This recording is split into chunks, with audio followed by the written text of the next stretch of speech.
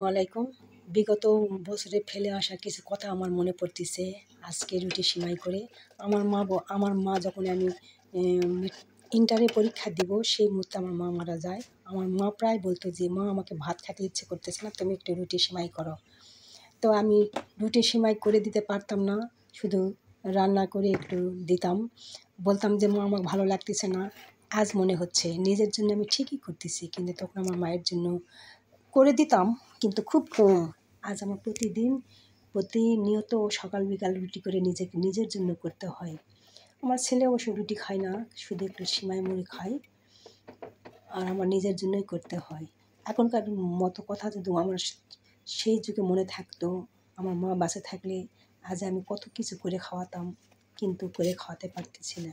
আমারও বেশি চিনি খাওয়া হয় না, ডায়াবেটিস আছে। অল্প চিনি দিয়ে দুধে ফুটে খালি সিমাইটা রান্না করি আমার ছেলের জন্য। আমি রুটিও কোনোদিন তরকারি দিয়েও খাই। তা কী করবো, আজ নিজের বাঁচার জন্য 2টা সন্তান আছে, তাদের জন্য বাঁচতে হবে। আমি আর কিছু মনে না করে নিজের জন্য করে খাচ্ছি। আপনারাও এই তো আমার সিমাই, আমার ছেলেকে সিমাই দিলাম, রুটি দিলাম, রুটি বাদ দিয়ে সিমাই একটু খায় তুলে দিল। ভালো কথা, তুমি খাইও না আমি খাই। ভালো থাকবেন আপনারা, আমাকে বাঁচার জন্য